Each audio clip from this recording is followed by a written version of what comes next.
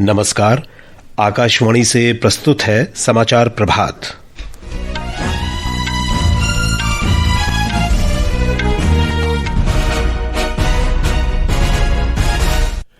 लोकसभा में आज पहलगाम आतंकी हमले और ऑपरेशन सिंदूर पर चर्चा शुरू होगी। प्रधानमंत्री नरेंद्र मोदी ने कहा, ऑपरेशन सिंदूर ने साबित कर दिया है कि भारत को निशाना बनाने वाले दुश्मनों और आतंकवादियों के लिए कोई सुरक्षित पनाहगाह नहीं है। उन्होंने तमिलनाडु में चोल सम्राटों राजराजा चोल और राजेंद्र चोल प्रथम की भव्य प्रतिमाएं बनाए जाने की घोषणा की। उत्तराखंड सरकार ने हरिद्वार में मनसा देवी मंदिर भगदड़ की मजिस्ट्रेट जांच के आदेश दिए। अमेरिका और यूरोपीय संघ ने व्यापार समझौते को अंतिम रूप दिया। अमेरिका में आयात किए जाने वाले यूरोपीय संघ के अधिकांश सामानों पर 15% शुल्क लगेगा। थाईलैंड और कंबोडिया सीमा विवाद सुलझाने पर आज मलेशिया में बैठक करेंगे। और भारत और इंग्लैंड के बीच एंडरसन तेंदुलकर ट्रॉफी का चौथा क्रिकेट टेस्ट मैच ड्रॉ। समाचार प्रभात के साथ मैं विशाल शर्मा। लोकसभा में आज पहलगाम आतंकी हमले और ऑपरेशन सिंदूर पर चर्चा शुरू होगी। संसदीय कार्य मंत्री किरेन रिजिजू ने पहले बताया था कि पहलगाम आतंकी हमले और ऑपरेशन सिंदूर के तहत भारत की कार्रवाई पर विशेष चर्चा मॉनसून सत्र में होगी। उन्होंने बताया कि लोकसभा अध्यक्ष ओम बिरला की अध्यक्षता में कार्य मंत्रणा समिति की बैठक में ये निर्णय लिया गया था। श्री रिजिजू ने कहा कि चर्चा के लिए लोकसभा में 16 घंटे का समय निर्धारित किया गया है। पहले हम ऑपरेशन सिंदूर पे चर्चा करेंगे। ये ऑपोजिशन पार्टी का ही मांग था, सरकार ने एग्री पहले दिन से किया है। तो ऑपरेशन सिंदूर पे चर्चा पूरा करने के बाद अगले विषय क्या लेंगे उसका हम बाद में तय करेंगे। इसलिए मंडे से लोकसभा में 16 घंटे के लिए ऑपरेशन सिंदूर पर चर्चा होगी और ट्यूसडे को राज्यसभा में फिर 16 घंटे के लिए ऑपरेशन सिंदूर पर चर्चा होगी। प्रधानमंत्री नरेंद्र मोदी ने कहा है कि ऑपरेशन सिंदूर ने पूरे विश्व को दिखा दिया है कि देश की संप्रभुता पर हमला होने पर भारत किस तरह जवाब देगा। श्री मोदी ने कहा कि इस सैन्य अभियान ने पूरे देश में नया आत्मविश्वास भर दिया है। प्रधानमंत्री ने कल तमिलनाडु के गंगईकोंडा चोलापुरम में चोल राजा राजेंद्र चोल प्रथम की जन्म शताब्दी समारोह को संबोधित करते हुए ये बात कही। आज का भारत अपनी सुरक्षा को सर्वोपरि रखता है। अभी ऑपरेशन सिंदूर के दौरान दुनिया ने देखा है कि कोई अगर भारत की सुरक्षा और संप्रभुता पर हमला करता है तो भारत उसे कैसे जवाब देता है। ऑपरेशन सिंदूर ने दिखा दिया है कि भारत के दुश्मनों के लिए, आतंकवादियों के लिए अब कोई ठिकाना सुरक्षित नहीं है। ये पूरे देश में ऑपरेशन सिंदूर ने एक नई चेतना जगाई है, नया आत्मविश्वास पैदा किया है और दुनिया को भी भारत की शक्ति को स्वीकार करना पड़ रहा है। श्री मोदी ने घोषणा की कि भारतीय इतिहास और संस्कृति में महत्वपूर्ण योगदान के लिए तमिलनाडु में राजराजा चोल और उनके पुत्र राजेंद्र चोल प्रथम की भव्य प्रतिमाएं स्थापित की जाएंगी। आने वाले समय में हम तमिलनाडु में राजराजा चोला और उनके पुत्र और महान शासक राजेंद्र चोला प्रथम की भव्य प्रतिमा स्थापित करेंगे। ये प्रतिमाएं हमारी ऐतिहासिक चेतना का आधुनिक स्तंभ हो बनेगी। उत्तराखंड के मुख्यमंत्री पुष्कर सिंह धामी ने हरिद्वार में मनसा देवी मंदिर भगदड़ की मजिस्ट्रेट जांच कराने का आदेश दिया है। हरिद्वार के अपर जिला मजिस्ट्रेट को घटना की जांच करने और 15 दिन के भीतर रिपोर्ट सौंपने को कहा गया है।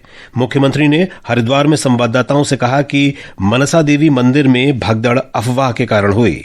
इस घटना के मजिस्ट्रियल जांच के आदेश कर दिए गए हैं और ये अफवाह क्यों फैली, कैसे फैली, इसकी जांच की जा रही है। जो भी इसमें दोषी पाया जाएगा उनके खिलाफ कार्रवाई की जाएगी। घायलों को हर संभव मदद की जा रही है, उनके स्वास्थ्य को जल्दी से जल्दी ठीक हो के लिए हर संभव प्रयास किए जा रहे हैं। मनसा देवी मंदिर की सीढ़ियों पर कल भगदड़ मचने से 8 लोगों की मृत्यु हो गई थी और 30 घायल हुए थे। मुख्यमंत्री ने मृतकों के परिजनों के लिए 2-2 लाख रुपए की वित्तीय सहायता की घोषणा की है। घायलों को 50-50 हजार रुपए दिए जाएंगे। राष्ट्रपति द्रौपदी मुर्मू और प्रधानमंत्री नरेंद्र मोदी ने इस हादसे पर गहरा दुख व्यक्त किया है।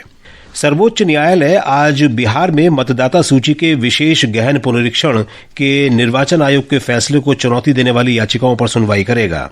न्यायमूर्ति सूर्यकांत और न्यायमूर्ति जॉय माल्या बागची की पीठ मामले की सुनवाई करेगी।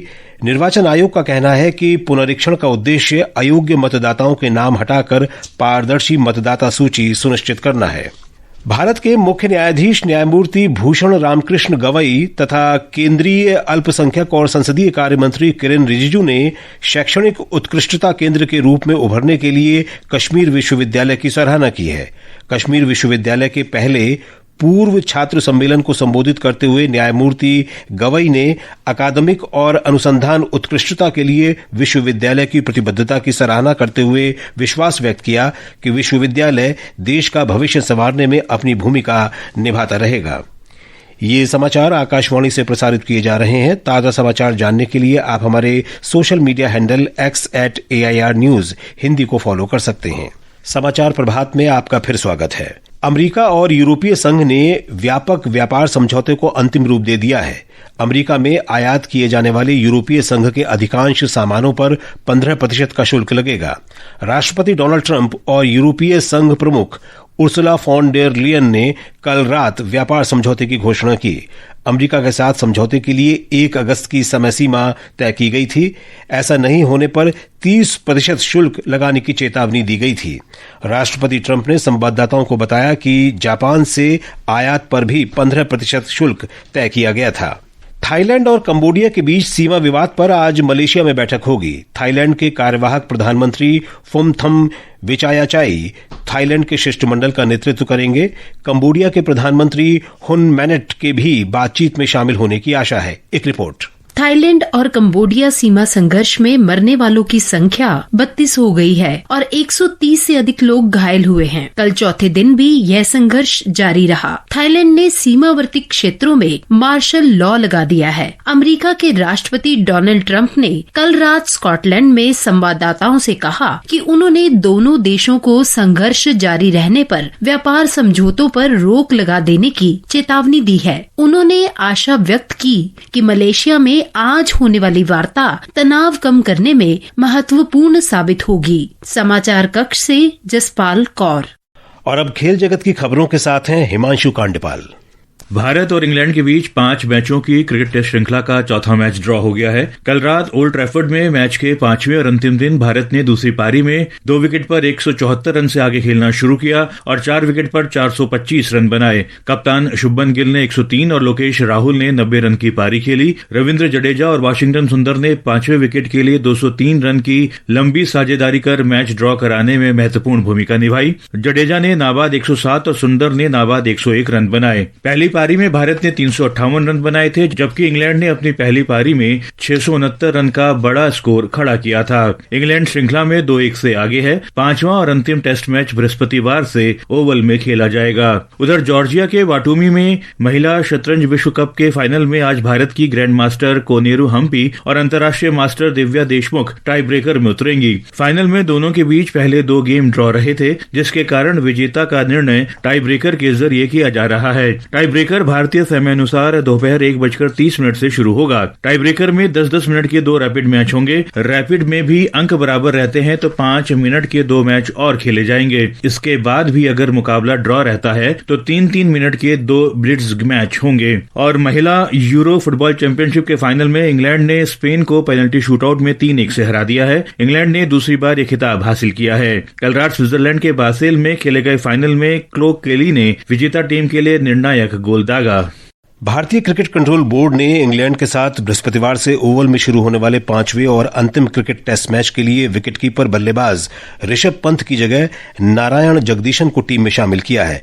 मैनचेस्टर में इंग्लैंड के साथ चौथे क्रिकेट टेस्ट मैच में पंत के दाहिने पैर में फ्रैक्चर हो गया था।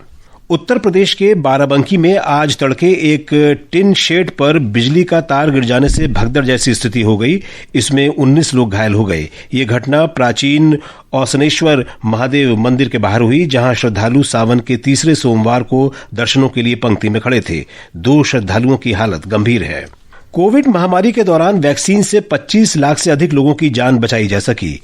इटली के एक विश्वविद्यालय के अध्ययन से ये बात सामने आई है कि कोविड के प्रति 5400 टीके से कम एक व्यक्ति की जान बचाई गई। कोविड संक्रमण से पहले टीका लगवाने वाले लगभग 82% लोगों की जान बचाई जा सकी। इनमें 90% से अधिक लोग 60 वर्ष या इससे अधिक आयु के थे। मौसम विभाग ने पूर्वी राजस्थान में आज अत्यधिक तेज वर्षा का अनुमान व्यक्त किया है। देश के मध्य क्षेत्र तथा पश्चिमी तट और आसपास के घाट क्षेत्रों में आज मानसून सक्रिय रहेगा। उत्तराखंड, पश्चिमी उत्तर प्रदेश, मध्य प्रदेश, गुजरात, कर्नाटक, मध्य महाराष्ट्र, नागालैंड, मणिपुर, त्रिपुरा, अरुणाचल प्रदेश, असम और मेघालय के कुछ स्थानों में आज बहुत तेज वर्षा हो सकती है।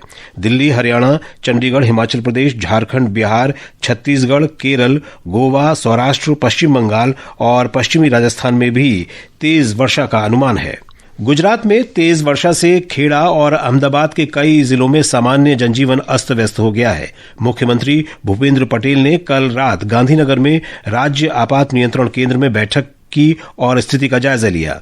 मौसम विभाग ने आज राज्य में तेज वर्षा की संभावना व्यक्त की है। हमारी संवाददाता ने बताया है कि बनासकांठा, साबरकांठा और अरावली सहित उत्तरी जिलों के लिए ऑरेंज अलर्ट और 20 जिलों के लिए येलो अलर्ट जारी किया गया है।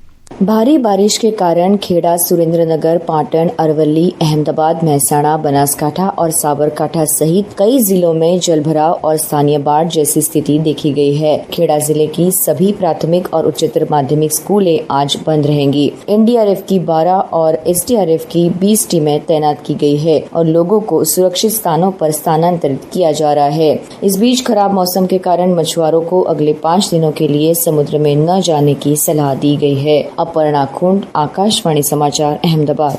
आकाशवाणी का समाचार सेवा प्रभाग आज रात 9:30 बजे फोन इन कार्यक्रम पब्लिक स्पीक में हेपेटाइटिस से बचाव और उपचार विषय पर परिचर्चा प्रसारित करेगा। यकृत और पित्त विज्ञान संस्थान के यकृत रोग विभाग के एसोसिएट प्रोफेसर डॉक्टर विशाल अरोड़ा परिचर्चा में भाग लेंगे। श्रोता कार्यक्रम के दौरान हमारे स्टूडियो में उपस्थित विशेषज्ञ से लिवर से संबंधित रोगों की शीघ्र पहचान, रोकथाम और उपचार के बारे में प्रश्न पूछ सकते हैं। ये समाचार हमारी वेबसाइट www.newsonair.gov.in और हमारे news on AIR mobile app पर भी उपलब्ध हैं। और अब आज के समाचार पत्रों की सुर्खियों के साथ हैं आकर्षिता सिंह। धन्यवाद विशाल। भारत के दुश्मनों और आतंकियों के लिए दुनिया में कोई जगह सेफ नहीं है। प्रधानमंत्री नरेंद्र मोदी का ये बयान हरिभूमि सहित कई अखबारों में है। तमिलनाडु के अरियालूर में एक कार्यक्रम में पीएम ने कहा, ऑपरेशन सिंदूर ने पूरे देश में एक नया आत्मविश्वास पैदा किया। संसद में ऑपरेशन सिंदूर पर आज होने वाली चर्चा को भी अखबारों ने प्रमुखता दी है। राष्ट्रीय सहारा के शब्द हैं, ऑपरेशन सिंदूर पर संसद में आमना सामना आज। हरिद्वार में मनसा देवी मंदिर मार्ग पर भगदड़ सभी अखबारों के मुख्य पृष्ठ पर है। अमर उजाला लिखता है, करंट फैलने की अफवाह से मची अफरा तफरी, श्रद्धालुओं की अत्यधिक भीड़ बनी हादसे की वजह। लद्दाख में चीन से सटी वास्तविक नियंत्रण रेखा, एलएसी के पास बसाए जाएंगे तिब्बती। दैनिक जागरण के अनुसार तिब्बतियों के पुनर्वास के लिए लेह के थिक्से मठ ने सेंट्रल तिब्बतन एडमिनिस्ट्रेशन को लगभग 8 एकड़ जमीन दी। सेवा में बने रहेंगे सेंट्रल रिजर्व पुलिस फोर्स के जख्मी जवान। केंद्रीय गृह सचिव गोविंद मोहन के हवाले से नवभारत टाइम्स ने लिखा है, किसी अभियान के दौरान स्थायी दिव्यांगता का शिकार होने पर भी मिलेगा एक मुश्त मूल पैकेज, उचित प्रमोशन और वेतन। आईआईटी की तैयारी कर रहे छात्रों के लिए खुशखबरी राजस्थान पत्रिका में है। 5 नई आईआईटी में 4 साल में बढ़ाई जाएंगी 6,576 सीट। धन्यवाद आकर्षिता। और अब अंत में मुख्य समाचार एक बार फिर। लोकसभा में आज पहलगाम आतंकी हमले और ऑपरेशन सिंदूर पर चर्चा शुरू होगी। प्रधानमंत्री नरेंद्र मोदी ने कहा, ऑपरेशन सिंदूर ने साबित कर दिया है कि भारत को निशाना बनाने वाले दुश्मनों और आतंकवादियों के लिए कोई सुरक्षित पनाहगाह नहीं है। उन्होंने तमिलनाडु में चोल सम्राटों राजराजा चोल और राजेंद्र चोल प्रथम की भव्य प्रतिमाएं बनाए जाने की घोषणा की। उत्तराखंड सरकार ने हरिद्वार में मनसा देवी मंदिर भगदड़ की मजिस्ट्रेट जांच के आदेश दिए। अमेरिका और यूरोपीय संघ ने व्यापार समझौते को अंतिम रूप दिया। अमेरिका से आयात किए जाने वाले यूरोपीय संघ के अधिकांश सामानों पर 15% शुल्क लगेगा। और थाईलैंड और कंबोडिया सीमा विवाद सुलझाने पर आज मलेशिया में बैठक करेंगे। इसके साथ ही समाचार प्रभात का ये अंक समाप्त हुआ। नमस्कार।